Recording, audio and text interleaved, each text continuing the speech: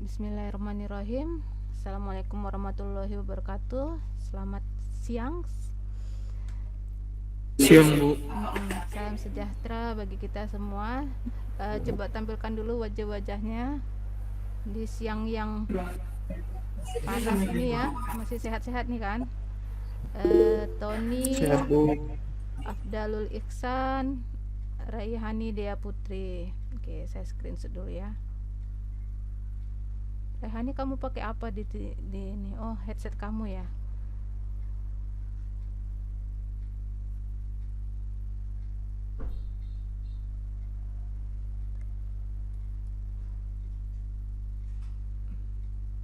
Baik,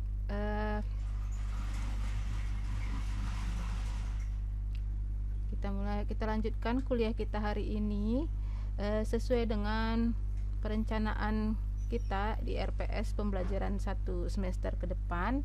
Hari ini kita akan membahas mengenai kode etik profesi arsitek. Di sini mau jadi arsitek semua kan? Atau ada yang ingin jadi dokter tapi kuliah di arsitek? Enggak Bu. Ya nggak mungkin lah ya. Oke, harusnya kalau mau jadi arsitek ya kuliahnya di arsitektur. Kalau mau jadi dokter kuliahnya di kedokteran. Jadi jangan pernah lari dari jalur. Baik, kita hari ini akan membahas tentang kode etik arsitek profesional di Indonesia. Ini layar saya sudah kelihatan sharingnya?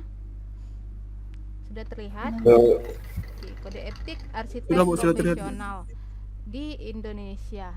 Ini bicaranya kalau kita belah-belah ini kata-katanya ya, apa itu kode etik?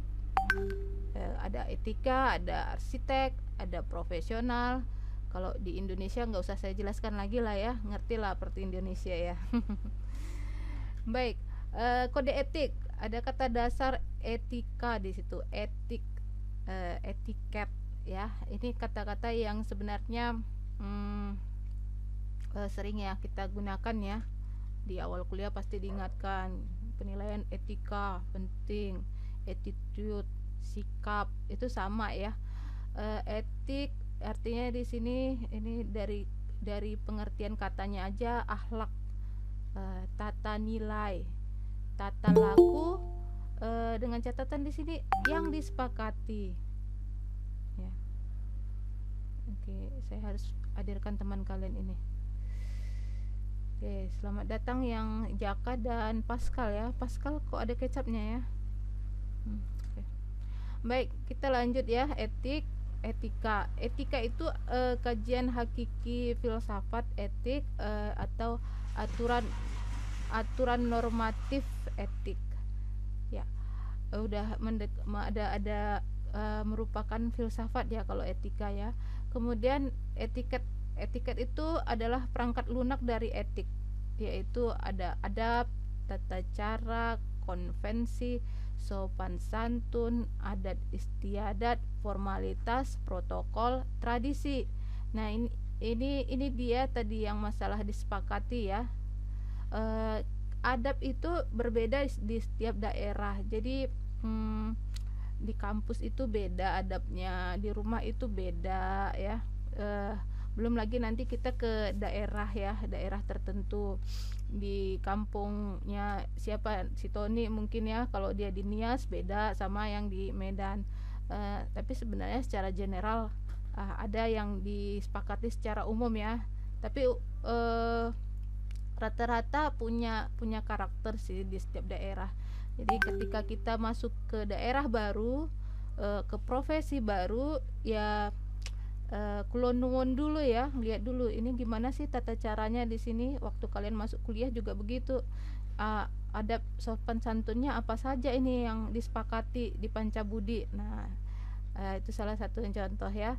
Nah, ini adalah hal keseharian yang ada di aktivitas kita yang perlu kita ketahui, kadang tercatat, kadang tidak gitu. Jadi pandai-pandailah bergaul ya. Nah, etika dan moral apa itu ya perbedaannya ya? Etika itu norma, kaidah, sedangkan moral itu kebiasaan dan tata laku budaya. Ya, kadang-kadang ini dekat-dekatan ya maknanya ya. Kemudian etika itu dilatar belakangi oleh agama, budaya, dan wawasan. Sedangkan di etika itu bicaranya kaidah pokoknya itu pelayanan, mendahulukan kepentingan bersama umum. Mendahulukan ya, berarti ya diakui ada kepentingan pribadi, tapi ketika berbenturan dengan kepentingan umum, kita harus dahulukan kepentingan umum. Kemudian solidaritas sesama rekan profesi kalau di profesi. Kemudian menghindari konflik kepentingan. Ini diberi tanda merah ini, saking pentingnya ya tema konflik kepentingan di dalam kaidah pokok etika. Beretika itu sama artinya dengan bertanggung jawab ya. Jika suatu perbuatan itu harus dapat dijelaskan mengapa atau tidak dilakukan. Kenapa ya harus dilakukan? Kenapa tidak dilakukan? Kenapa ya saya harus hadir kuliah? Kenapa saya tidak hadir kuliah? Nah, itu bicara etika. Makanya kalau soal tidak hadir kuliah itu dinilai ya, masuk kena nilai etikanya. Kemudian perwujudan tanggung jawab. Ada dia Dewan Keprofesian dan Majelis Kehormatan. Di setiap profesi biasanya ada ini, bahwa ada yang ngingetin nih, ada Dewan Keprofesian yang mengingatkan bahwa kita punya tanggung jawab. Kemudian di dalam arsitek, nah ini lain bahasa ya. Kalau di dalam profesi arsitek ya, yang perlu dipahami, arsitek itu bukan pengusaha.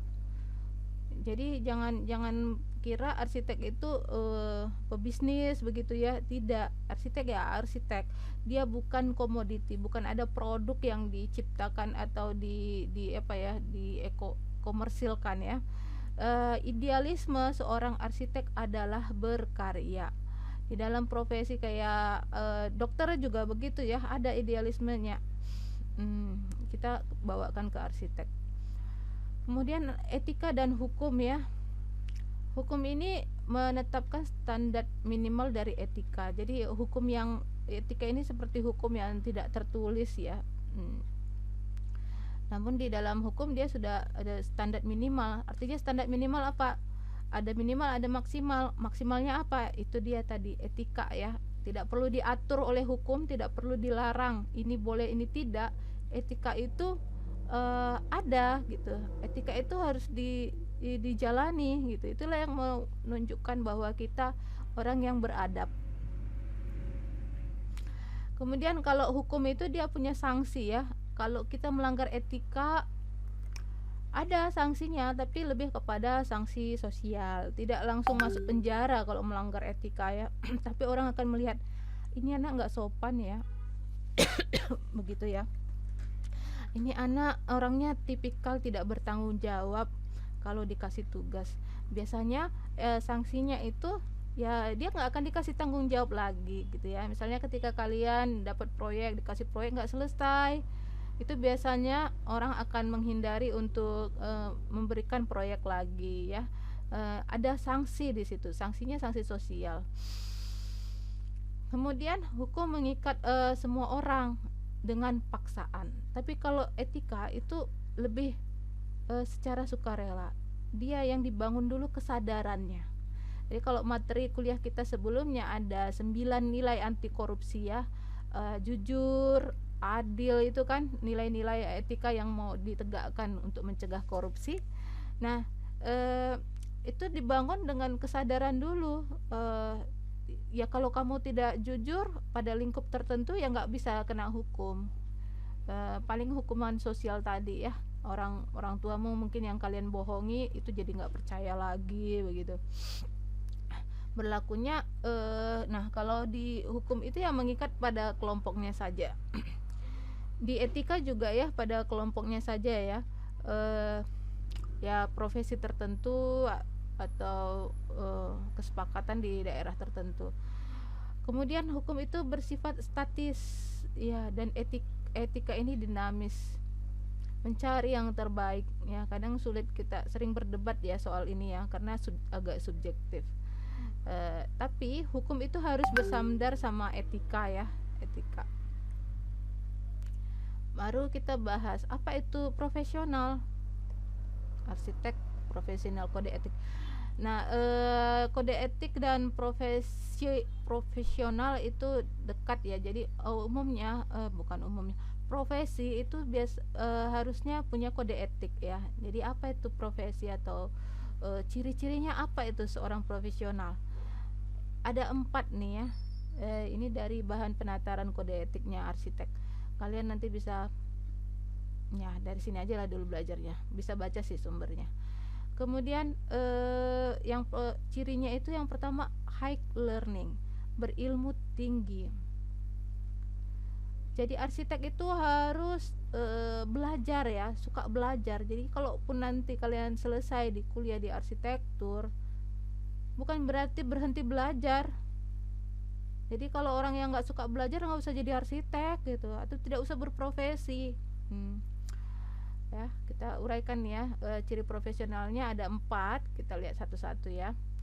Suka belajar, terus belajar ya, learning, long life education, seumur hidup belajar terus, dan suka mengajar. Jadi perhatikan deh ya, arsitek-arsitek itu biasanya kan dosen ya, yang arsitek-arsitek yang biasanya tampil nasional, rata-rata ada kerjaannya di sebagai dosen,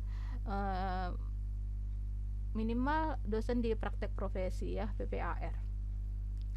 Karena memang dituntut seperti itu ketika menjadi arsitek, termasuk juga profesi yang lainnya. Kalau saya di satu lagi profesinya kan dosen juga begitu, belajar terus dan juga mengajar. Guru juga begitu ya. Nah, di profesi dokter juga begitu, mereka ada pendidikan profesinya lagi. Kemudian suka diskusi dan akses pengetahuan terakhir ya, informasi pengetahuan terakhir, dan ini selalu harus update ya, harus update. Jadi perkembangan teknologi, arsitektur yang terkini itu harus tetap update. Itulah dia maksudnya berilmu tinggi. Yang kedua itu berintegritas. Integritas itu secara sederhana, lihat di gambar ini ya. Ya, sesuatu yang salah itu tidak dilakukan bukan karena pengawasan nih, ada polisi yang nengok kalau kamu melanggar aturan ditangkap ya, tapi kalaupun nggak ada yang melanggar, yang mengawasi, tidak ada CCTV, kalian juga tidak mau melakukan hal yang melanggar hukum atau melanggar etika, tetap aja jujur, karena pertanggungjawabannya itu sama diri sama Tuhan begitu ya. Jadi misalnya disodorin uang haram misalnya, tetap aja ditolak. Nah itu integritas ya, dia orangnya di sini ciri-cirinya bersungguh-sungguh, tertib, teratur. Nah ini untuk arsitektur ya, untuk arsitek ya, dan selalu ingin menghasilkan karya terbaik, dokumentasinya baik, inovatif, dan ini yang penting juga, ini menjaga citra dan kehormatan ya, bukan karena dikasih duit banyak langsung deh nerima proyek yang tidak boleh sebenarnya dilakukan. Misalnya nggak boleh dilakukan itu proyek yang merusak bangunan sejarah gitu ya, itu salah satunya. Kemudian profesi itu cirinya mandiri, tidak dipengaruhi kepentingan orang lain. Dia menyampaikan kebenaran sama si pemberi proyek. Pak, kalau bangun di sini Bapak melanggar sempadan bangunan. Disampaikan aja. Kalau si yang punya proyek marah, ya sekitar saya melanggar bangunan nggak apa-apa. Oh, nggak bisa Pak, saya sebagai arsitek saya harus menjelaskan bahwa Bapak ini tetap nyala gitu. Kadang-kadang hal seperti itu bikin klien marah, terus dia nggak mau kerja sama kita. Tapi itu kebenaran yang harus disampaikan tuh lah ya. Benar itu kadang pahit ya. Nah, kemudian kita junjung itu kebenaran ya. Kemudian menghindari konflik kepentingan. Ini mungkin belum terasa sama kalian, tapi ketika praktek nanti banyak. Kemudian ada kesejawatan. Nah, kesejawatan ini rekan ya, partner. Kawan-kawan yang di dalam profesi yang sama itu adalah kawan sejawat kita. Ada kode etik yang harus kita jaga, tidak boleh kita menjelek-jelekkan karya mereka di depan klien. Itu melanggar etika ya. Jadi ada dia prinsip kerjasama, berbagi, terus jaringan intra dan interdisiplin, kemudian saling menghormati sejawat ya. Jadi itu dimulai dari, kalau kalian di kuliah ya dimulai dari ketika ngerjakan tugas-tugas kelompok itu untuk membangun kesejawatan, prinsip kerjasama. Ada yang mau ditanya sampai di sini? Cukup jelas?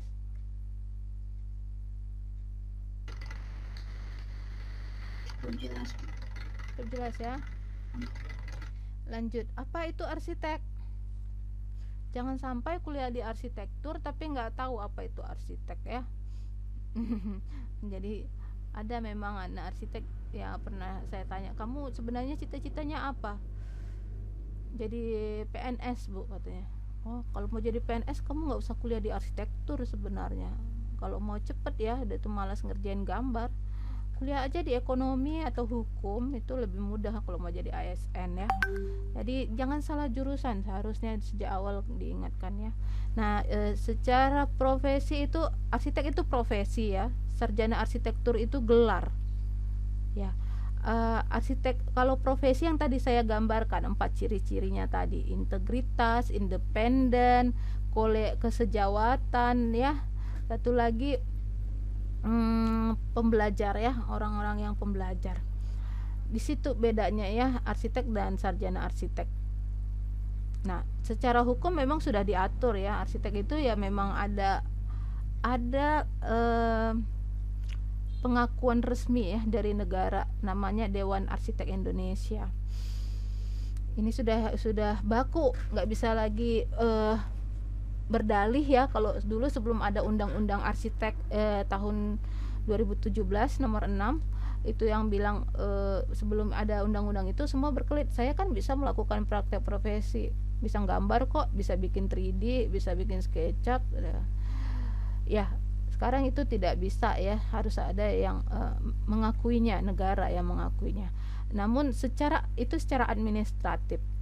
Tapi arsitek secara kompetensi ini dia punya ilmu pengetahuan, karena itulah yang ilmu pengetahuan itu bentuknya apa? Dia pernah mengikuti jenjang pendidikan formalnya, ada S1, S2 di bidang arsitektur. Kemudian ada pendidikan informal, tidak di jalur sekolah yang terdaftar di dikti ya. Ada dia kursus dan latihannya, ada penataran kode etik kalau di IAI, ada penataran perkembangan keprofesian arsitek 1, 2, 3. Ada 3 latihan yang diikutin itu.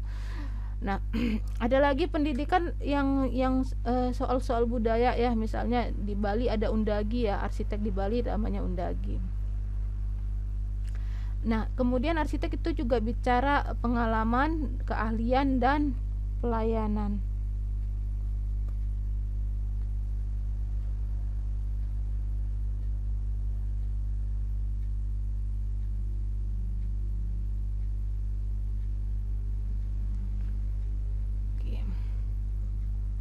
Nah, keahliannya apa? Sudah punya kognisi afektif bidang arsitektur ya. Nah, ini dilatih di mana? Salah satunya mata kuliah ini. Nanti juga kalian di profesi arsitek. Ciri-ciri arsitek itu dia punya 13 kompetensi. Ini berlaku internasional ya, dunia. Jadi sebenarnya kurikulum kalian di arsitektur isinya ini. Hanya saja mungkin bobotnya tidak beda-beda ya. Namun ketika berprofesi jadi arsitek, 13 ini harus dikuasai. Perancangan arsitektur ini biasanya kalau kita kuliahnya di studio ya. Pengetahuan arsitektur ini teori dan sejarah arsitektur nih. Juga seni, biasanya estetika bentuk atau nirmana ruang. Nah, perancangan kota ini ada di arsitektur kota. Hubungan ini juga hubungan manusia, bangunan lingkungan, daya dukung lingkungan ya. Jadi wawasan lingkungannya ada 2 ini kompetensinya. Kemudian peran arsitek di masyarakat, persiapan pekerjaan perancangan ya, bagaimana mempersiapkan perancangan, pengetahuan fisik dan fisika bangunan ya, soal kenyamanan termal, pencahayaan itu masuk di sini ya. Kekuatan struktur ya. Kemudian batasan anggaran, harus ngerti anggaran, dan juga peraturan bangunan. Jangan nggak tahu pula istilah RT RW ya, IMB nggak tahu. Nah, itu nggak bisa tuh jadi arsitek. Kemudian pengetahuan industri konstruksi dalam perencanaan. Apa saja industri konstruksinya?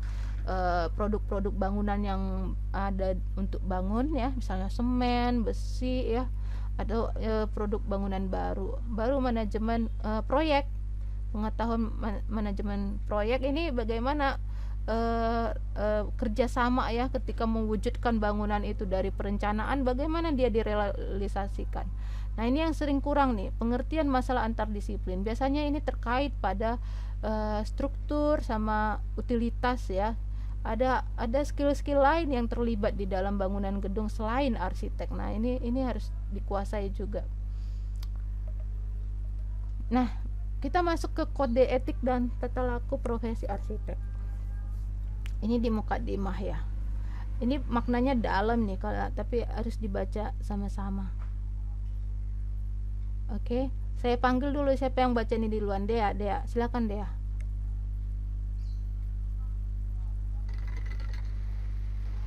Muhammadiyah, panggilan hati nurani seorang arsitek. Menyadari profesinya yang luhur, arsitek membangkitkan diri kepada bidang perencanaan, perancangan, dan pengelolaan lingkungan, binaan dengan segenap wawasan, kepakarannya, dan kecakapannya.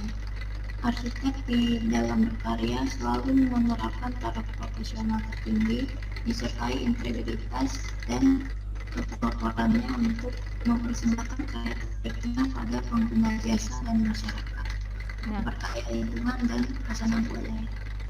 Mempersembahkan karya terbaik. Oke. Lanjut, si apa? Tony.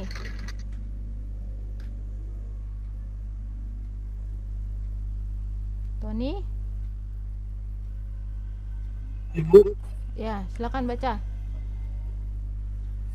tadi Bu Dea sampai mana Bu? Ini ya kamu baca yang di layar ini. Mulai dari profesi arsitek Bu. Ya.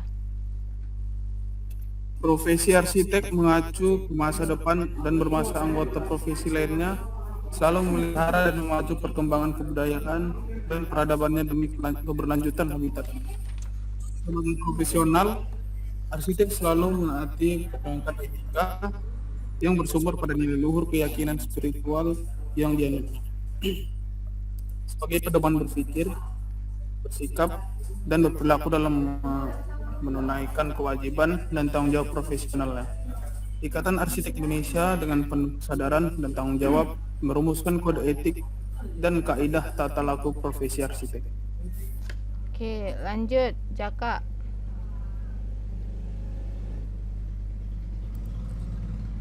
Pokok yang diuraikan dalam pasal-pasal berikut ini sungguh pun pada hakikatnya belum meliputi segala kemungkinan dan belum pula sempurna. Sepatutnya ditafsirkan dan dilakukan sesuai dengan mukadimah tersebut di atas. Anggota Ikatan Arsitek Indonesia diwajibkan menaati syarat-syarat kode tata laku profesi yang dimuat dalam pasal-pasal berikut ini.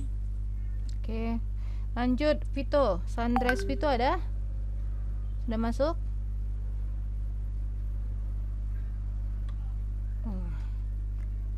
Pascal. Mukadimah, panggilan nurani seorang arsitek. Menyadari profesinya yang luhur, arsitek membangkitkan diri kepada bidang perencanaan, perancangan, dan pengelolaan lingkungan binaan dengan segenap wawasan, kepakarannya, dan kecakapannya. Arsitek dalam berkarya selalu menerapkan taraf profesional tertinggi, serta integritas dan kepeloporannya untuk mempersembahkan karya terbaiknya kepada pengguna jasa dan masyarakat, memperkaya lingkungan dan khasanah budaya. Lanjut Jaka. Afdalul Ihsan. Afdalul Ihsan.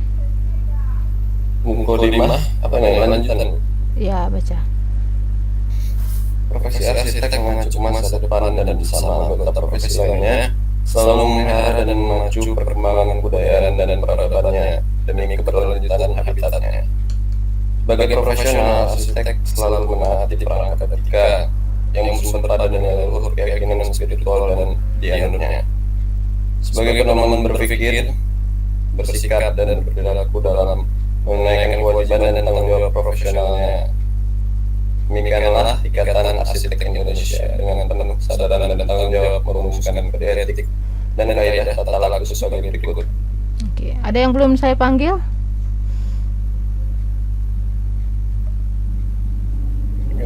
Nggak ada. Si Pito belum hadir juga.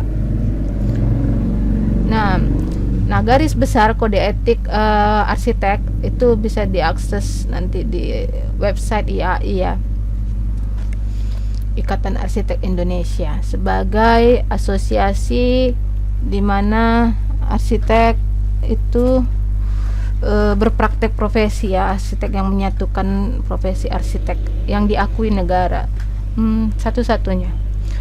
Oke.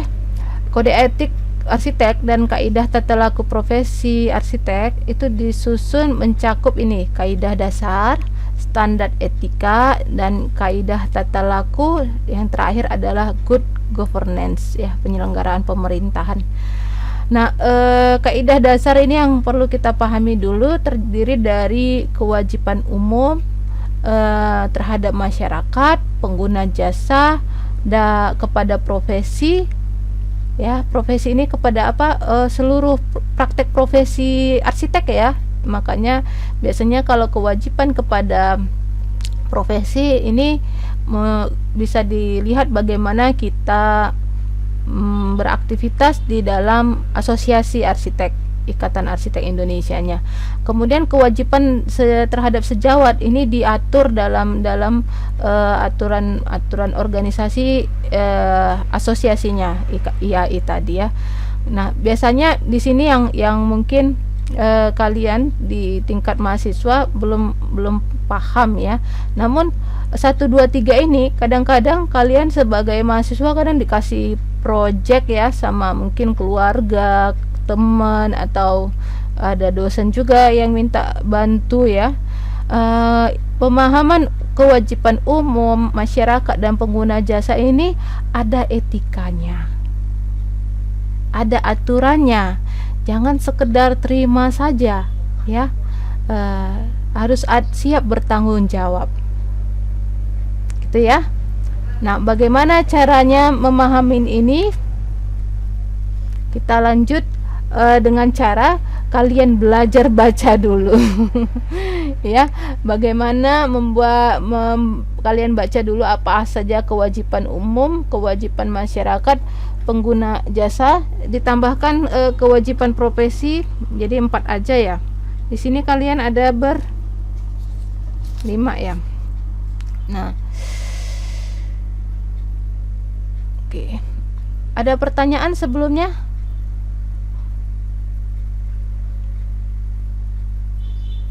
Ada Jaka, Pascal, Afdalul, Tony. Oke. Ya.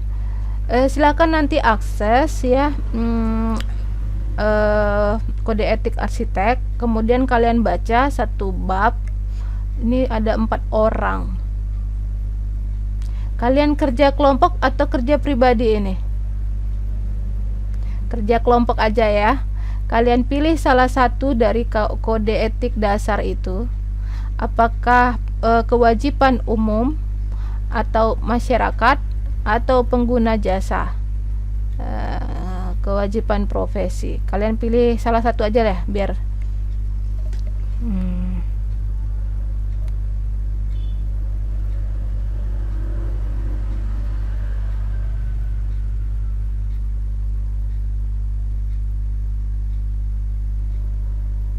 kemudian kalian buat definisinya dan contoh-contoh kasus yang ada. Oke, minggu depan kita presentasi. Kalau tidak bisa presentasi, bentuknya video video mengenai kaidah dasar itu. Pilih deh salah satunya. Ini jam siang ini sering banyak gangguan kalian kayaknya. Oke, ada yang mau ditanya sampai di sini?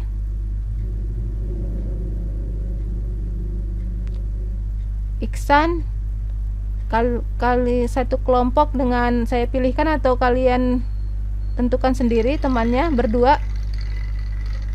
Yang nggak masuk itu juga ikut buat. Ya, ya dong.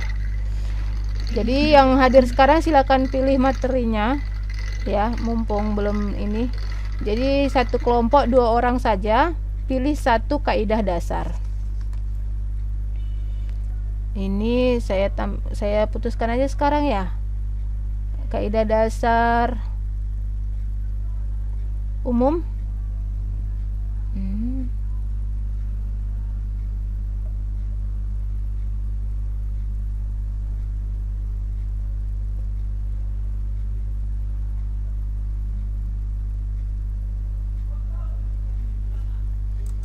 Siapa?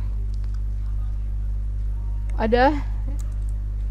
Ini Dea. Dea sama siapa? Iksan? Bisa? Harus sama yang hadir di sini. Iya. Kenapa? Nggak bisa? Tony aja deh, Bu. Sama Tony. Tony. Bisa? Kewajiban Gimana, Bu? umum. Ya, membuat presentasi tentang kaidah dasar kewajiban umum. Kalian lihat apa itu definisinya dan apa contoh-contohnya. Kemudian yang sini Ihsan sama siapa yang hadir lagi nih? Saya nggak bisa kelihatan. Sama Jaka ya? Atau Pascal? Pascal ya?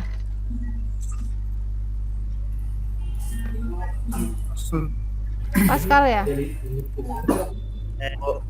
Oke. Membuat kewajiban presentasi tentang kaidah dasar kewajiban masyarakat ya.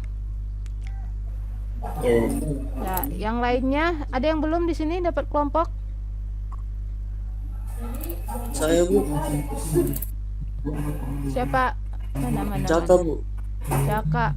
Loh. Ya, kamu ganjil ya. Kamu pilih dari teman yang nggak hadir ya, Jaka ya? Iya, Bu, iya. Atau dibalik ya? Jaka. Berapa orang kalian satu kelas ini?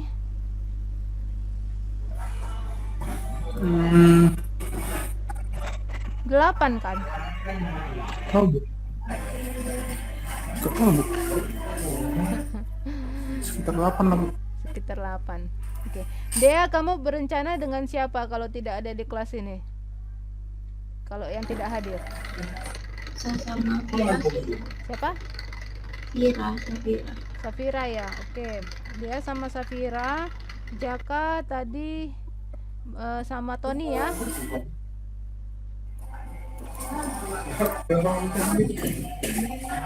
Jaka dan Tony membahas kewajiban umum. Dea dan Safira membahas kewajiban dengan pengguna jasa.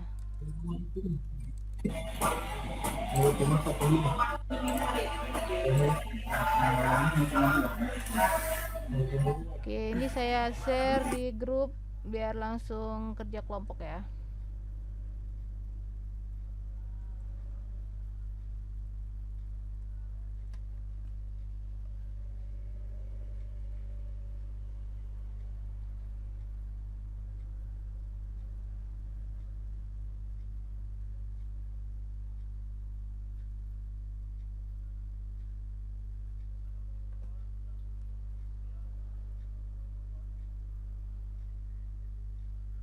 Oke, masih loading.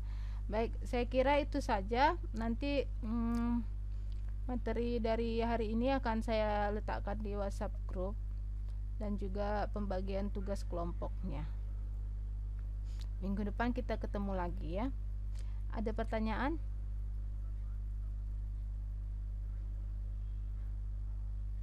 Iksan, kamu jangan stres kali Iksan.